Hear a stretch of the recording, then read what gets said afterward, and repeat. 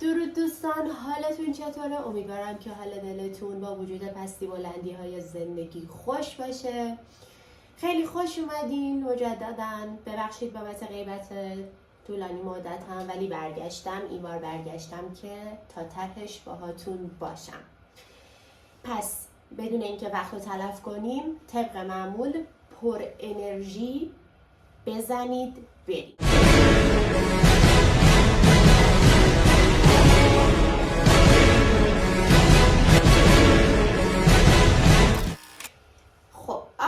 جلسه من میخوام راجع به ورود و خروج مواد از سلول باهاتون صحبت کنم. جلسه پیش با سلول خیلی خوب آشنا شدیم، فهمیدیم که سلول چیه، از چه اجزایی ساخته شده، اجزای اصلی سازندش چیه، چی نیست، چی کار میکنه، چی کار نمیکنه.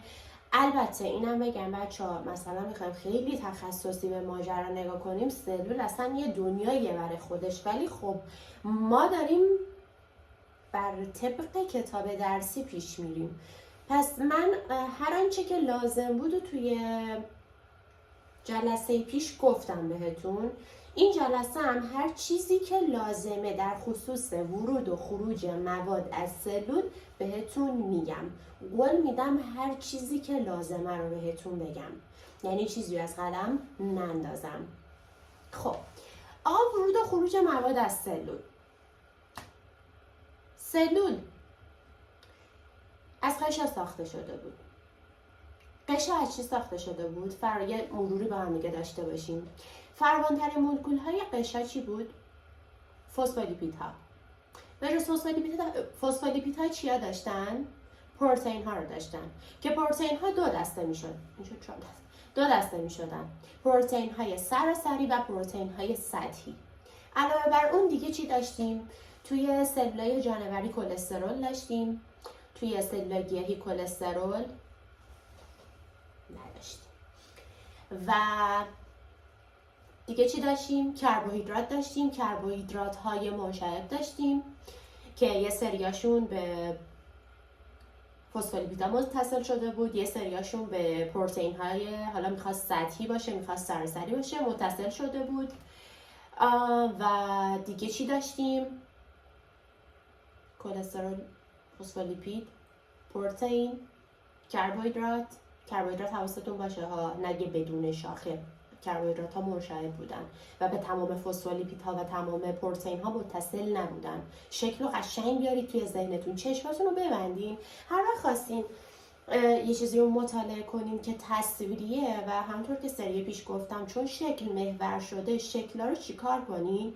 انگار که مثل یه دوربین عکاسی عمل کنید. اینجوری چشاتون رو باز کنید، یه عکس بگیرید از روش، چشاتون رو ببندین و اون تصویر رو ثبت کنید توی ذهنتون.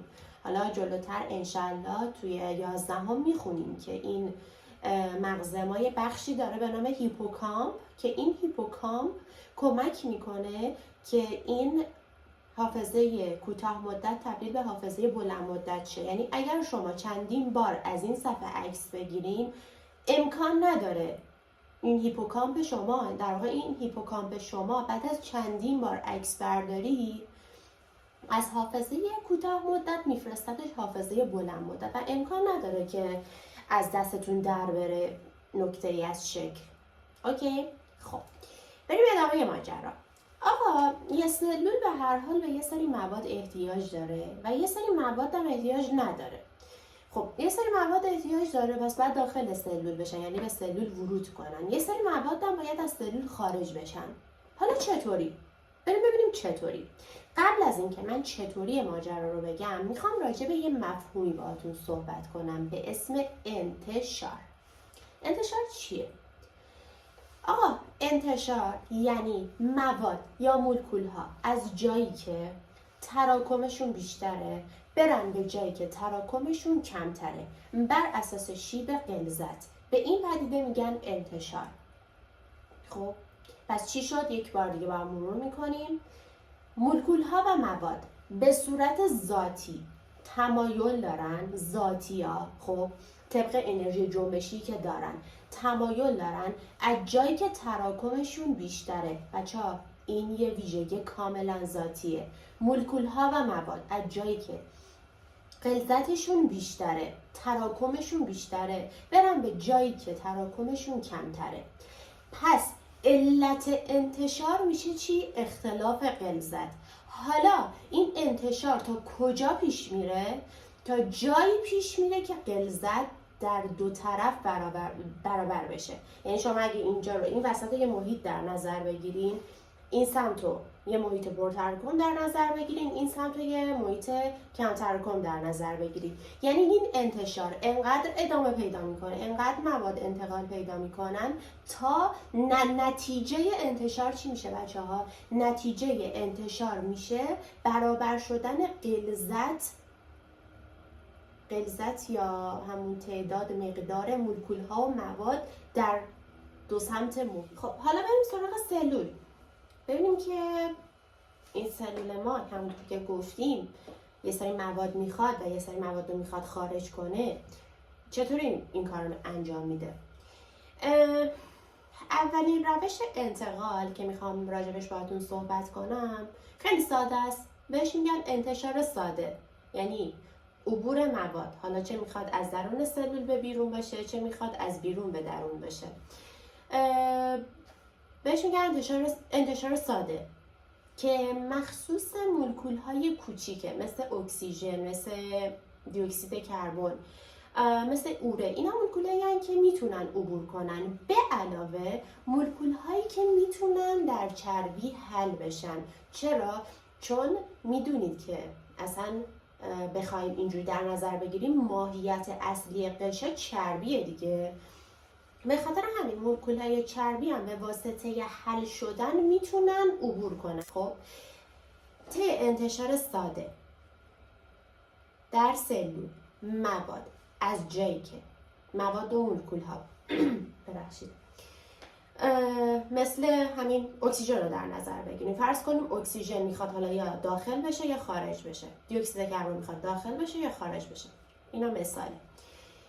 از جایی که بر اساس شیب غلظت اکسیژن یا دیوکسید کربن از جایی که تراکمش بیشتره، بازم تکرار میکنم، بر اساس شیب غلظت بدون اینکه به انرژی احتیاج داشته باشه، به واسطه انرژی جنبشی که داره عبور میکنه از فضای فسفولیپیدهای غشا و حالا وارد میشه یا خارج میشه. و این روند انقدر ادامه پیدا میکنه تا نهایتا چه اتفاقی بیفته؟ نتیجه انتشار چی بود؟ که برابر بشه غلظت اون ماده یا اون موادمون، اون مولکولمون. این شد انتشار ساده. بعضی از مواد خب اینو بذارید آخر بهت بگم. حالا بعضی از مواد درشتر از اکسیژنن، مولکول اکسیژنن، مولکول دیوکسید کربنن. خب اینا نمیتونن از فضای فسفولیپید قشا عبور کنن. خب برای این دسته از مواد یه راه حلی داره. راه حلش هم چیه؟ پروتئین ها. کدوم پروتئین ها؟ پروتئین های سراسری، پروتئین هایی که سراسر عرض قشا رو طی کرده بودن. پس این مولکول های درشتر مثل گلوکوز، مثل آمینو اسید، اینا برای عبورشون میان از پروتئین های سراسری استفاده میکنن. خب حالا از اون جایی که به این انتشار میگن انتشار تسهیل شده. انتشار تسهیل شده مثل انتشار ساده چطوریه؟ بر اساس شیب غلظته. یعنی از جایی که مواد تراکمشون بیشتره میرن به جایی که تراکمشون کمتره. تا چی بشن؟ تا نتیجه چی بشه؟ اون غلظت یا مقدار دو طرف قشا با هم دیگه تقریبا مشابه و برابر بشه. کانال های سراسری که الان بهشون اشاره کردیم، در اصل توی جلسه قبل بهشون اشاره کردیم، این پروتئین ها میتونن دریچه دار باشن، میتونن فاقد دریچه باشن. من اینجا یه پیوستی بزنم. مثلا توی سلولای عصبی، اینو میخوام به عنوان مثال بهتون بگم. توی سلول های عصبی یون سدیم مقدارش خارج از سلول بیشتر از درون سلوله. و یون پتاسیم مقدارش درون سلول بیشتر از خارج سلوله. در نتیجه یه سری کانال های پروتئینی وجود داره به نام کانال های نشتی که این کانال های نشتی از جنس پروتئینن. حواستون باشه این کانال های نشتی چی کار میکنن؟ کمک میکنن که سدیوما که غلظتشون بیرون بیشتره بر اساس شیب غلظت از طریق این کانال های نشتی که دریچه ندارن بیان بر اساس انرژی جنبشیشون بیان داخل سلول و یون های پتاسیم از کانال های نشتی پتاسیمی که دریچه ندارن از درون سلول برن خارج سلول. فعلا تا همینجا نگه دارین تا من مفصل اینو براتون بعدها توضیح میدم. بریم سراغ روش بعدی. روش بعدی چجوریه بچه ها؟ روش بعدی خیلی خوب متفاوت تره. چرا میگم متفاوت تره؟ یه تفاوت اساسی که با دوتا روش قبلی که گفتم داره اینه که دوتا روش قبلی بر اساس شیب غلظت بود ولی توی انتقال فعال برخلاف شیب غلظته. یعنی چی؟ یعنی مواد از جایی که تراکمشون کمتره میرن به جایی که تراکمشون بیشتره. خب یه چیزی به ذهن آدم میرسه، اونم اینه که خب مگه میشه؟ چطوری میشه مواد از جایی که تراکمشون کمتره برن به جایی که تراکمشون بیشتره؟ بچه‌ها اینجا توی انتقال فعال انرژی مصرف میشه. حالا این انرژی از کجا میاد؟ الان بهتون میگم. ما یه مولکولی داریم به اسم ATP که رایج ترین مولکولیه که حامل انرژی داخل سلوله. دارم میگم رایج ترین. یه وقت نگین فقط ها، یعنی لفظ فقط رو استفاده نکنه ها. رایج ترین یعنی مولکولای دیگه هم به جز ATP هستن که حامل انرژی هن. ولی ATP رایج ترینشونه. من میخوام واسهتون اینجا اول اجازه بدین انتقال فعال رو واسهتون بازش کنم، یعنی تمومش کنم. در آخر این ویدیو راجع به ATP باهاتون صحبت کنم. خب اینجوری بهتون بگم، توی انتقال فعال چون مواد قراره از جای کم تراکم برن به جای پر تراکم، از جایی که تراکمشون کمتره برن به جایی که تراکمشون بیشتره، ATP میاد یکی از پیونداشو میشکنه که میگم آخر این ویدیو بهتون میگم. یکی یا دو تا از پیونداشو میشکنه، انرژی آزاد میشه و این انرژی که آزاد میشه برخلاف شیب غلظت مواد رو چیکار میکنه؟ هل میده به سمت جایی که تراکم بیشتره. خب این شد انتقال فعال. پس انتقال فعال برخلاف انتشار ساده و انتشار تسهیل شده برخلاف شیب غلظته و اینکه به انرژی احتیاج داره و این انرژی از کجا تامین میکنه؟ از مولکولی به اسم ATP. البته بگم بچه‌ها انتقال‌های فعال دیگه هم که انتقال‌های فعال انواع مختلفی دارن که من انواعش رو بهتون میگم. یعنی جلوتر که بریم به مبحث جذب توی روده باریک که برسیم، من یک نوع انتقال فعال بهتون میگم که انرژیشو صرفاً از مولکول ATP نمیگیره، یعنی از انرژی پتانسیل شیمیایی ذخیره شده توی ATP نمیگیره، یه جور دیگه میگیره ولی انتقال فعاله. حالا طبق مثالی که همون توی سیستم عصبی زدم، سلول عصبی، گفتم که سدیم خارجی بیشتره درون کمتره. یعنی توی یه سلول عصبی بزنید من اینجا واسهتون بیارم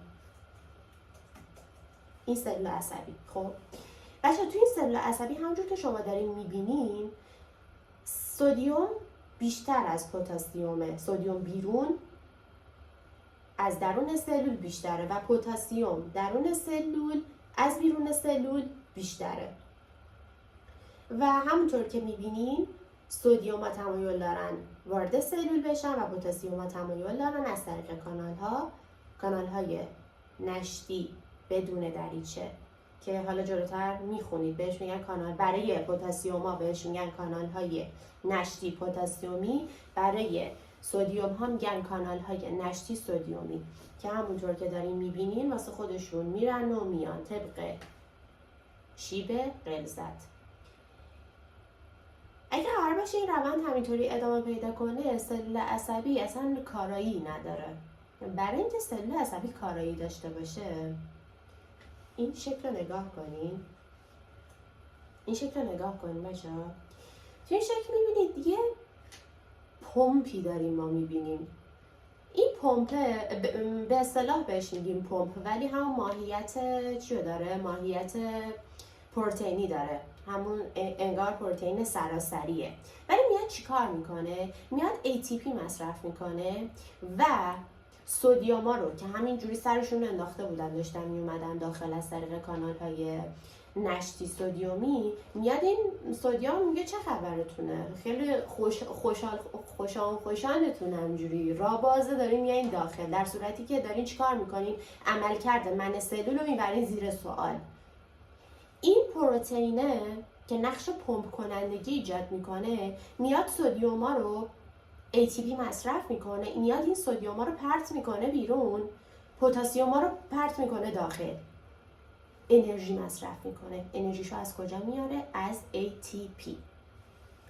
میگم این مبحث کلا سلول عصبی یه مبحث خیلی کلا اصلا مجزا و پیشرفته‌ایه که بعداً راجع بهش صحبت میکنیم. من صرفا به خاطر مثال میام اینا رو بهتون میگم. پس این پمپی که شما دارین میبینین در واقع چیکار داره میکنه؟ برخلاف شیب غلظت با مصرف انرژی یعنی مواد اینجا چیه؟ سدیم یا پتاسیمه. موادو برخلاف شیب غلظت از جایی که تراکمشون کمتره میبره به جایی که تراکمشون کمتره میبره به جایی که تراکمشون بیشتره.